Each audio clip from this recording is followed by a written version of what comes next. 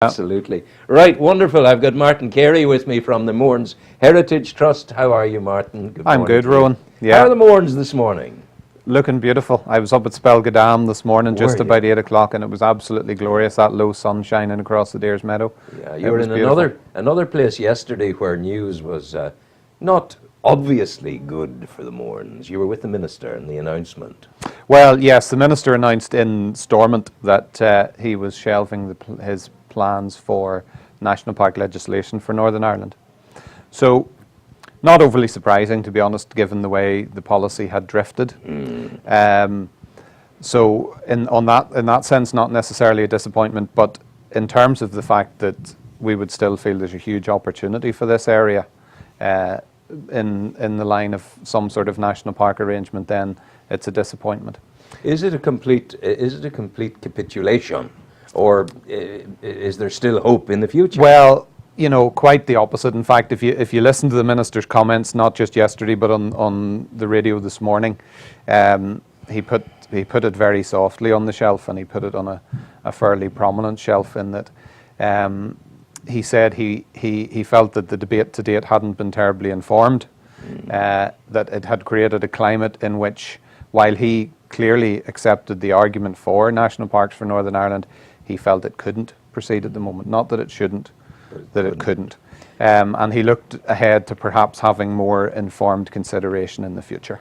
You see, if I think about it, the hill farming is on the way out in Mourne. Correct me if I'm wrong. It seems to be slipping. It's a little, you know, as much as anything, lifestyle as well as economics. I think younger people aren't getting into it as much. So it's going. And it certainly hasn't prospered of late, and it needs to prosper for the Mournes to be healthy. Small fishing, not all that good.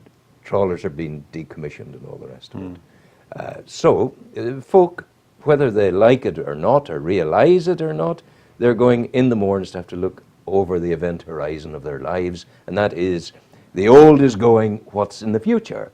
Surely it's a no-brainer, the national park. It's a very good point you make, Rowan, in that a lot of people would see national parks as being about tourism, but in fact a lot of what they're about is supporting traditional industries that have been the mainstays of rural economies, particularly in areas where it's difficult enough to eke out a living from farming because of the terrain. Like the Mournes is what Europe is now calling an area of natural constraint, where because what does that mean, natural well, constraint? Basically because of the geography, poor soil, etc., it's not one of the more productive areas for agriculture. Has relied on subsidy, etc., to keep agriculture going. So the sort of thing a national park would do would be recognise that for the health of the environment of the Mournes as much as the economy, continued farming is needed, because it's a farmed landscape. It was made by cattle and sheep grazing the mountains. That needs to continue to maintain that landscape, as well as the economy. You're into erosion and all. Otherwise, you're into erosion and heather overgrowing and becoming a fire risk, etc. So, targeted support and investment through the likes of a national park, a lot of it would be focused at keeping the place farmed, even if the economy dictates that otherwise the market doesn't support farming there. So that's just one of the things. And as you say, then there are opportunities for other industries, tourism, etc. This kind of, let's call it a moratorium on the national park idea. This allows you a period of time for educative endeavour with those who are opposed to it. Yeah, absolutely. And that's where I'm very interested to see what the Minister's next steps will be, because he did say himself that he recognised the need for better communication. He even acknowledged that in the past, perhaps his department hadn't communicated the concept of national parks particularly well. There is also a group emerging in the Mournes, Future of the Mourne area, which involves representatives of chambers of commerce, etc. Jerome Mullen is involved in Jerome is the chairman of it. Yes, John Toner, formerly of Sleeve Donard Hotel, John, is the secretary. Is he in there? Yeah, John's the secretary. Now, I'm not a member of the group, but I've had some conversations with them, and they're very keen to try and engage people and get out the facts. It's possibly best that you're not involved with them, because that allows you to retain your independent, your well, absolutely, kind of difference. And to focus on the day job, because one of the key things that people maybe overlook in the national park debate, Rowan, is that we had a job to do yesterday, and we have the same job to do today, regardless of what the Minister says on national parks, and that's to try and preserve and enhance the environment and related heritage of the Mournes. So we need to focus on that and do as much as we can to bring in the funds necessary to do that, to enhance the infrastructure, to manage the environment, to manage visitors. What are those day-to-day concerns? What are the immediate threats to Mourne as you perceive them? Yeah, well, I guess I would break them down into four that we're very focused on at the moment. One is erosion in the most heavily walked areas. Two would be the risk of wildfire, which in 2011 was close to catastrophic. Three would be litter, which we have had particularly over last summer with the very good weather. We've had a huge number of complaints about that in the area. And then the fourth one would be the quality of the visitor infrastructure, where people who visit the Mournes regularly will be aware of places like Bloody Bridge, Tracy, Carey Little, where car parking is totally inadequate. There's the bus service is patchy. So those would be the four big things. You see, the notion of litter surprises me, because I would have thought that those who go into Mourne are people who are in harmony with the philosophy and the whole business of Mourne. But that doesn't, you're saying that's not so? No, it is quite puzzling, Rowan. As you say, you would make an assumption that someone who had made the effort to walk to the top of Sleeve Binion or Berna or Donard or whatever appreciated it enough to be able to be aware that they need to take their litter home. But yeah, it's not always the case, and often it is at those very summits that we have some of the litter problems. Yeah. Yeah, that's appalling. Appalling. Now, it's obviously an issue that we can address to some extent if we had more manpower to go and lift. But really what you want is people to do it themselves. Perhaps easier to address than the business of erosion, for example, because you can't keep the feet off the mountain. No, exactly. But what we have found, we have had very, very extensive upland path improvement projects over the last 3 years.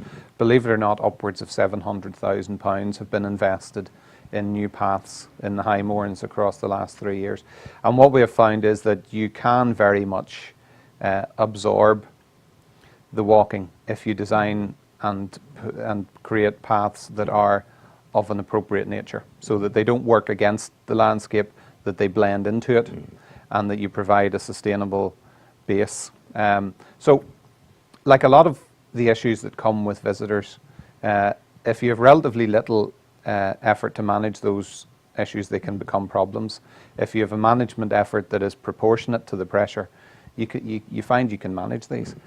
It would seem to me, you see, if there is a carelessness over something like litter, there could be an equal carelessness over something like fire hazards in a hot summer. Well, indeed. If we're on the slippery slope of people not caring, not cherishing, not embracing Mourne, indeed, God knows where it'll end up. Yeah, and the vast majority of people who use the Mournes, it should be said, use it in exactly the right way, and are sensitive to the issues that there are.